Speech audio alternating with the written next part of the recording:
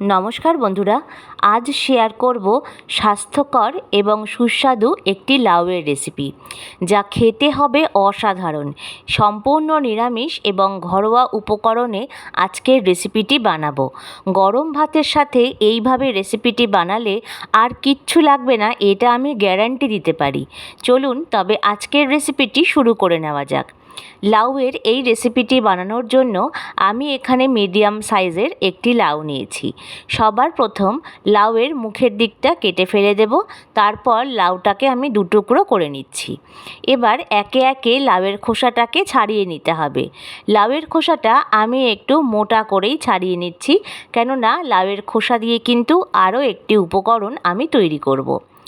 সম্পূর্ণ লাউটাকে এইভাবে আমাদের ছাড়িয়ে নিতে হবে, আর লাউ কাটার আগে অবশ্যই কিন্তু ধুয়ে নেবেন। এখন লাউটাকে আমি বড় বড় করে টুকরো করে নেব। যেহেতু লাউটাকে যতটা কচি ভেবেছিলাম অতটা কচি নয়, সামান্য বীজ ছিল, তাই ভিতরেই যে বীজের অংশটা থাকবে সেটাকে আমি কেটে ফেলে দিয়েছি। আর লাউটাকে কেটে নেওয়া হয়ে গেলে দেখুন বন্ধুরা, ঠিক এই রকম বড় টুকরো করে কেটে নিয়েছি। এবার লাউটাকে সামান্য ধুয়ে জলটা ঝরিয়ে নেব। এবারে সবার প্রথম একটি প্রেসার কুকার নিয়েছি। এবার প্রেসার কুকারে একে একে এই লাউয়ের টুকরোগুলোকে দিয়ে দিতে হবে। চাইলে এই কাজটা আপনারা কড়াইতেও করে নিতে পারেন। সম্পূর্ণ লাউটা দিয়ে নেওয়া হয়ে গেলে এর মধ্যে দিচ্ছি হাফ কাপ পরিমাণে জল, আর তার সাথে দিচ্ছি 1 চামচ পরিমাণে লবণ। এবার ঢাকনা দিয়ে প্রেসার কুকারে 1 থেকে 2টো সিটি আমরা দিয়ে নেব। এর থেকে বেশি সিটি দিলে কিন্তু লাউ গলে যাবে, তখন খেতে ভালো লাগবে না।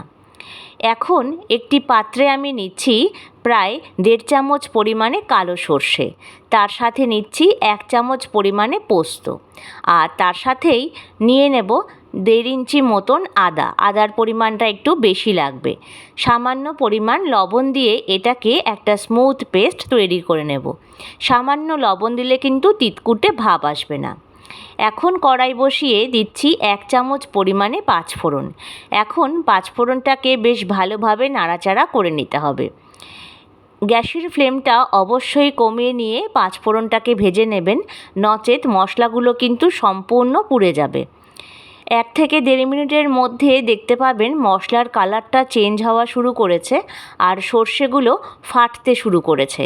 তার মানে মশলাটা বেশ সুন্দরভাবে রোস্ট হয়ে গেছে। এবার এটাকে মিক্সির জারে নিয়ে ঠান্ডা করে একটা স্মুথভাবে আমরা গুঁড়ো করে নেব। আরেকটা পাত্রে আমি নিয়েছি বেশ কিছুটা পরিমাণে বড়ি। এদিকে লাউতে কিন্তু সিটি পড়ে গেছে, তাই ঢাকনাটা এবার আমি খুলে নিচ্ছি। দেখুন বন্ধুরা, লাউটা কত সুন্দরভাবে সিদ্ধ হয়েছে। লাউতে যে জলটা বেরিয়েছে এই জলটা আমরা ফেলে দেব না, এটা কিন্তু ব্যবহার করব। আর লাউ বেশ সুন্দর গোটা আছে, কিন্তু সম্পূর্ণ সিদ্ধ হয়েছে। এবার কড়াইতে আমি দিচ্ছি বেশ কিছুটা পরিমাণে সাদা তেল। এখানে 3 চামচ পরিমাণে তেল দিয়েছি।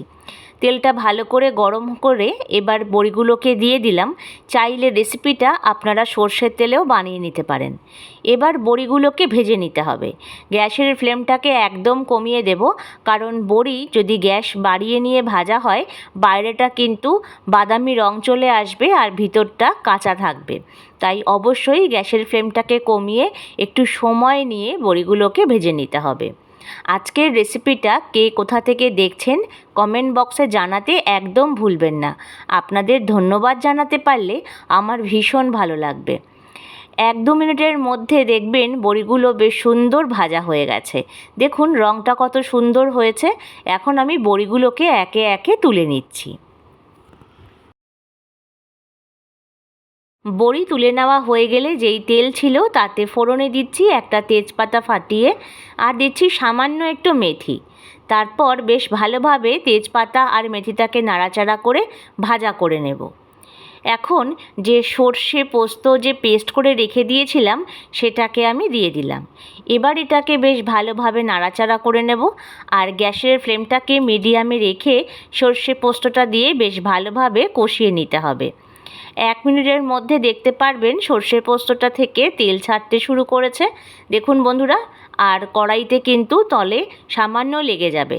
তাই ক্রমাগত নাড়াচাড়া করে নিয়ে যে লাউটাকে আমরা সিদ্ধ করে রেখে দিয়েছিলাম সেটাকে আমি জল সমেতই দিয়ে দেব। সম্পূর্ণ লাউটা দিয়ে নেওয়া হয়ে গেলে খুন্তি দিয়ে বেশ ভালোভাবে একবার নাড়িয়ে চাড়িয়ে নেব। এখন এটাকে 1 থেকে 2 মিনিট ফুটিয়ে নিতে হবে। যত ভালোভাবে ফোটাবো তত কিন্তু এর স্বাদটা ভালো আসবে। এখন এতটা পাতলা মনে হলেও পরে কিন্তু এমন একটি উপকরণ দেব যার জন্য এটি একদম ঘন হয়ে যাবে। তার জন্য একটা পাত্রে আমি নিয়েছি 1/2 কাপ পরিমাণে উষ্ণ গরম দুধ, আর নিলাম 1 চামচ পরিমাণে ময়দা। এবার এটাকে বেশ ভালোভাবে ফেটিয়ে নেব। আর দ্বিগুণ স্বাদ বাড়াতে এর সাথে আপনারা 1 চামচ গুঁড়ো দুধও ব্যবহার করতে পারেন। সম্পূর্ণ দুধের মধ্যে ময়দাটা মিশে গেলে এটাকে 1-2 মিনিট রেস্টে রেখে দেব। ততক্ষণে আমি দিলাম 1-2 কাঁচা লঙ্কা ফাটিয়ে যাতে সুন্দর ঘ্রাণ আসে। তারপর এই ময়দা সমেত দুধটাকে দিয়ে দিলাম। 2 থেকে 3 মিনিটের মধ্যে দেখতে পারবেন নাড়াচাড়া করতে করতে এটা বেশ অনেকটা ঘন হয়ে এসছে। যেহেতু দুধে ময়দা দেওয়া আছে তাই জন্য কিন্তু এটা বেশ সুন্দরভাবে ঘন হয়ে যাবে। দেখুন বন্ধুরা কত সুন্দর ঘন হয়ে এসেছে। এবার এটাকে 1 থেকে 2 মিনিট ভালোভাবে ফুটিয়ে নেব। আর সেই সময় যে বড়িগুলো ভেজে রেখেছিলাম সেটাকে দিয়ে দিতে হবে, কেননা এই সময় বড়িটা না দিলে বড়িটা কিন্তু বেশ গ্রেভির সাথে মিশবে না আর খেতেও ভালো লাগবে না। আর বড়িটা দেওয়ার পরে 1 মিনিট মতন ভালোভাবে ফুটিয়ে নেব। গরমের উপযুক্ত এই রেসিপিটা খেতে অসাধারণ স্বাদ হয়। এখন দিচ্ছি 1 চামচ পরিমাণে চিনি, যাতে স্বাদটা বেশ সুন্দর আসে। আর চিনিটা দিলে এই রেসিপির টেস্ট কিন্তু দ্বিগুণ মাত্রায় বেড়ে যায়। ভালোভাবে একবার নাড়াচাড়া করে নিয়ে দেখলাম লাউটা সেদ্ধ হয়েছে নাকি, বেশ সুন্দরভাবে সিদ্ধ হয়ে গেছে। এখন 5 ফোড়নের গুঁড়োটা দিয়ে দিচ্ছি। সম্পূর্ণ গুঁড়োটা দিয়ে নেওয়া হয়ে গেলে আরও একবার ভালোভাবে নাড়িয়ে চাড়িয়ে নেব। গরম ভাতে এই রেসিপিটা থাকলে আর অন্য কিচ্ছু লাগবে না, এটা আমি গ্যারান্টি দিতে পারি।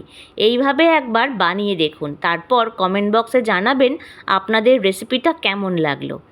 একবার বেশ ভালোভাবে নাড়াচাড়া করে নিয়ে এবারে দিচ্ছি 1 চামচ পরিমাণে ঘি। এখন গ্যাসের ফ্লেমটা একদম কমিয়ে দেব। তারপর ঘিটা দিয়ে নিয়ে ভালোভাবে একবার নাড়াচাড়া করে নিলেই রেডি আমাদের দারুণ স্বাদের লাউ শুক্তো। খেতে অসম্ভব সুস্বাদু হয়, আর গরম ভাতের সাথে এটা থাকলে তো আর কোনো কথাই নেই। যে কোনো নিরামিষ দিনে এই রেসিপিটা চটপট বানিয়ে নিতে পারেন।